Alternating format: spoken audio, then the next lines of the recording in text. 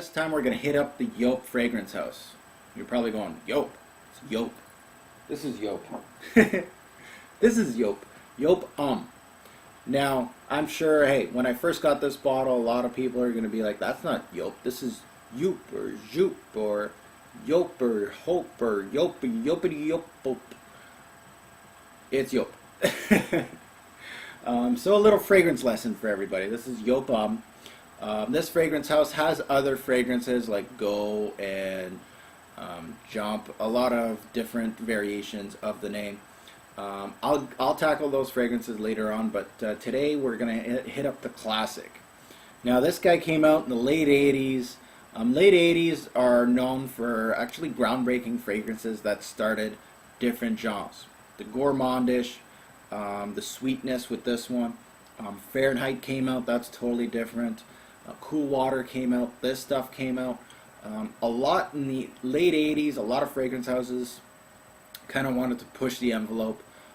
And those fragrances that I just named that did push the envelope, kind of switched the game up a little bit, are still out, still top sellers, still doing well.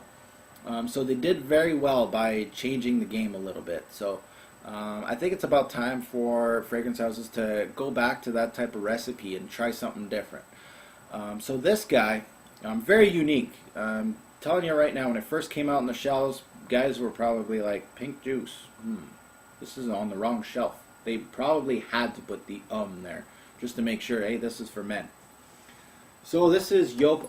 Let's take a look at the bottle itself. A very classic bottle. Nothing too crazy except for the pink juice and the purple top. Other than that, very classic design. The box itself, this is what she looks like on my bottle. Just to let you know, there are different boxes since it's been out for such a while. I think the logo here used to be here at some point in the 90s.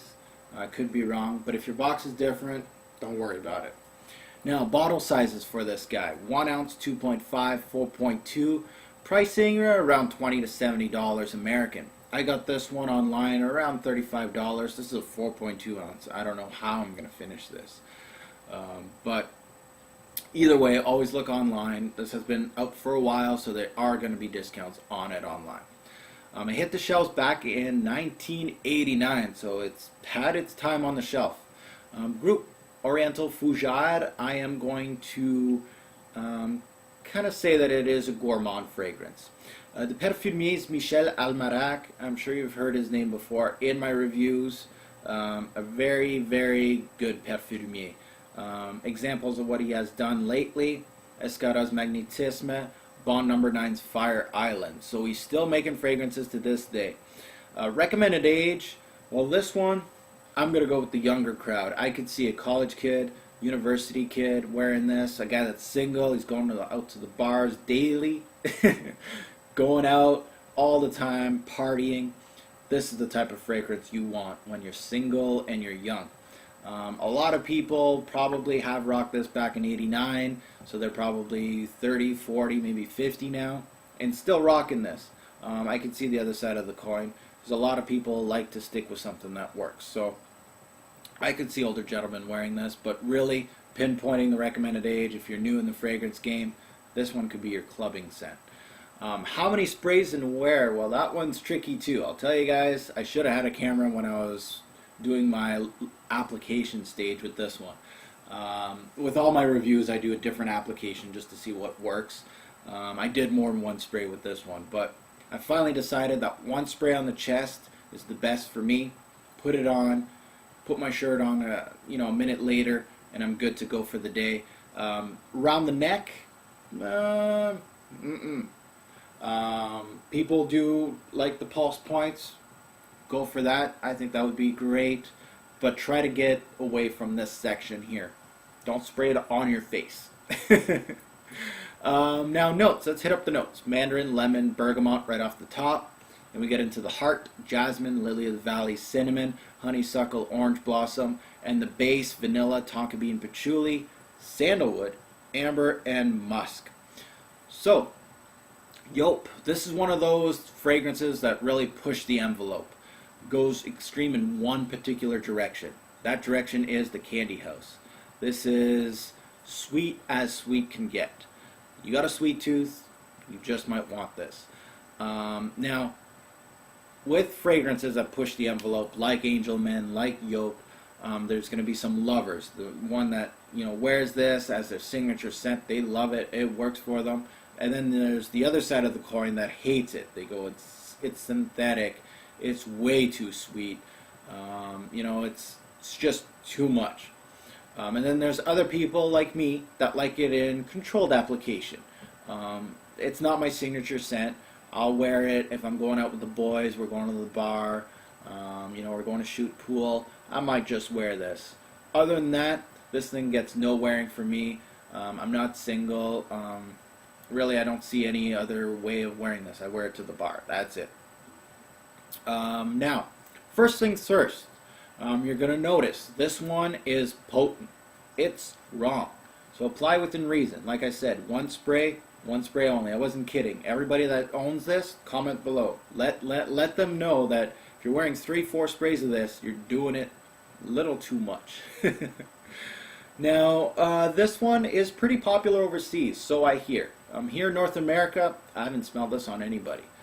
So you can pull this off here. Overseas, this one's like a top seller, like Le Male and 1 Million. It's going against those. So overseas, you got to watch yourself. It's pretty popular.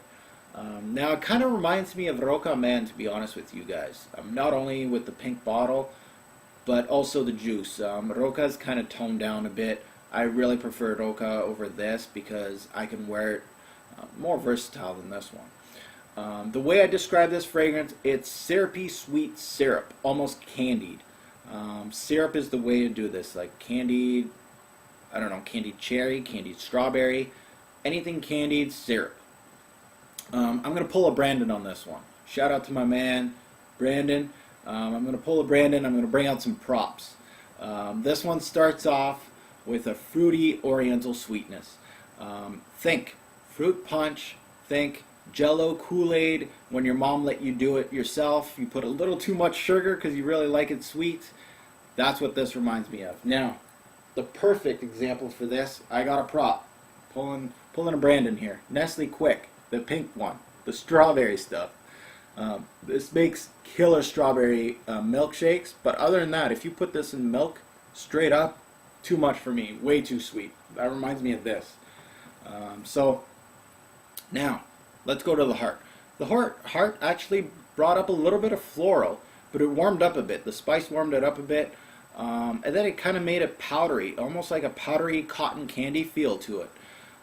The base, then it gets a lot warmer. We got some woods. The sweet notes are still there though, but it blends well with the woods, the spice, and the sweet fruit. So definitely I like the dry down of this one a lot better than the opening.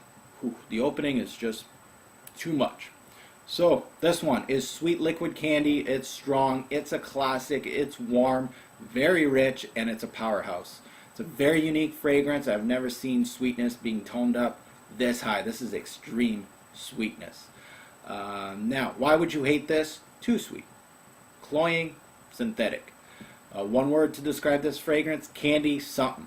Candied strawberry, candied cherries, something like that. Bottles, Dunhill Desire, Roca Man, and Original Santal. Buy, try, or pass. Personally, I'm going to say this is a pass for me, way too much. I have other fragrances much better than this. Little subdued. This is way too sweet. And I got a sweet tooth.